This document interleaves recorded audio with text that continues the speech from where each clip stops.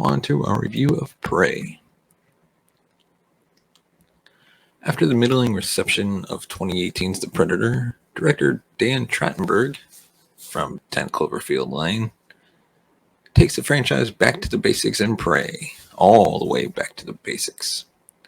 Set over 250 years before Dutch's first encounter with that ugly son of a bitch, Prey finds the Predator landing in the middle of Comanche Nation for a blood-soaked trophy hunt. It's an intriguing setup to take a villain whose initial appearance was defined by how easily he tore through a pack of meatheads armed to the teeth with guns and explosives, and transpose it into a time where its targets don't even have those tools to rely on. But you'd be mistaken to underestimate the Comanche's odds. Prey tracks the battle for the tribe's survival through a blisteringly paced take-no-prisoners tear through the Great Plains, while both honoring the roots of the franchise and serving as the perfect entry point for newcomers who want to see all this spine-ripping, laser-guided goodness is about.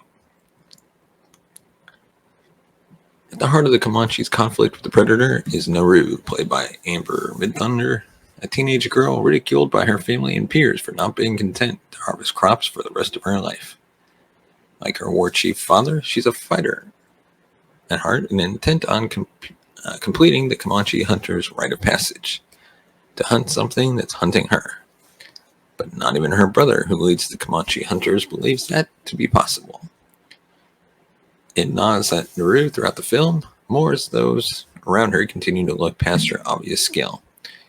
And that's frustration that fuels Amber Midthunder's take on the character. Naru's fight to be taken seriously by her tribe as a warrior is a strong through line, and that's a good thing, because hers is the only one that the script takes any significant time to focus on. Previous Predator films have mined great material from the interplay between characters going up against the alien hunter, and Prey's choice to focus on Naru to the exclusion of everyone else means that the supporting characters are a little thinly drawn. As the story kicks off, Trachtenberg weaves in scenes of the Predator working his way up the food chain, which serves a dual function. They demonstrate its strength and technological advantage, while building tension in the lead-up to its first face-to-face encounter with the budding Comanche warrior. It's also through these episodes that the movie begins to draw distinctions between Naru and the Predator's hunting styles, with the Predator's over-reliance on its tech providing the first hints at how it could be beat. By comparison, Trachtenberg takes pains to highlight Naru's secret weapon, critical thinking.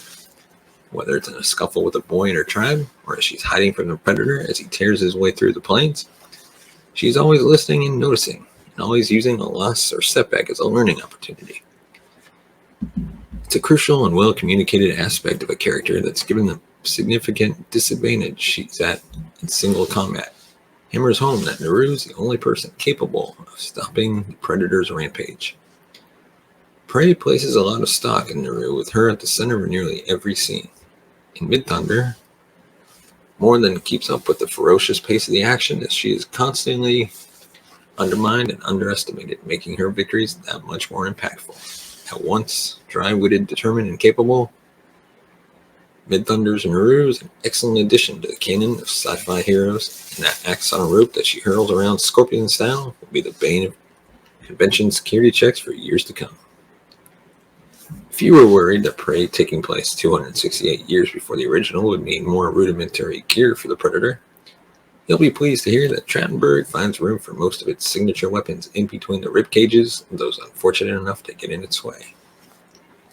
And the Predator's rampage through Comanche Nation looks incredible. The film was shot on location in Alberta, and Trachtenberg uses that expansive terrain to make Naru and the Comanche feel even more insignificant next to the towering aliens stalking them. The Predator isn't the only foe that Naru faces, with a second party of invaders crashing in midway through, giving way to an extended and absolutely vicious confrontation between all three parties. Prey's approach to the Predator's attacks alternate between quick, front encounters, which Trachtenberg covers well, and long, drawn-out games of cat and mouse, chess matches in the trees where the Predator yells checkmate by snapping people like twigs. Prey is judicious with how it applies these different approaches, and even when the plot feels like it's on autopilot, The way Naru's encounters with their enemies plays out comes across as dangerous and unpredictable. Trachtenberg wisely assigns that the Predator's goriest and most brutal kills away from the Comanche and over to the stories of other foes, who tote more modern weapons.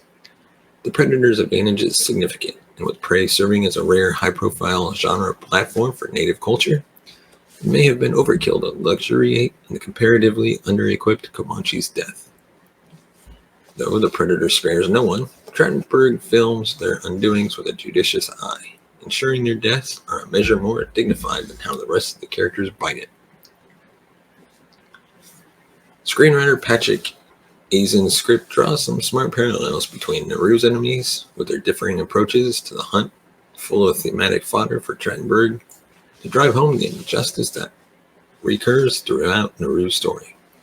While the metaphors are clear and vital, Prey's narrative structure does hew exceptionally close to that of Predator's.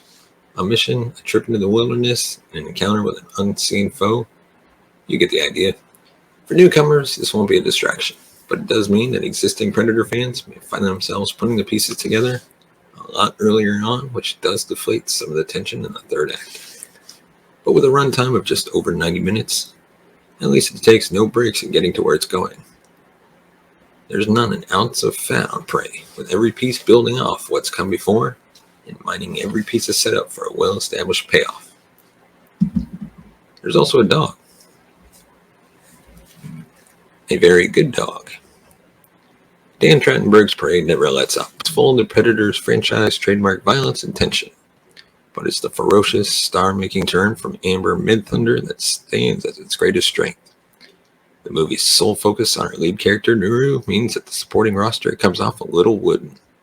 But when Prey is tracking the young warrior's duel with the Predator, full of powerful imagery and creative kills, it rarely falters.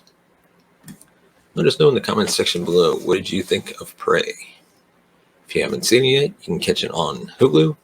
Check it out today, then come back and let us know your take on the movie. And as always, if you want to support the show, you can buy us a coffee at buymeacoffee.com/SimraGold. Your support helps the channel grow, upgrade our equipment, bring in new hosts, be able to pay them, and just grow this channel into the best we can make it. And your support can help make that happen. As always, thank you so much for watching and listening. We will see you next time.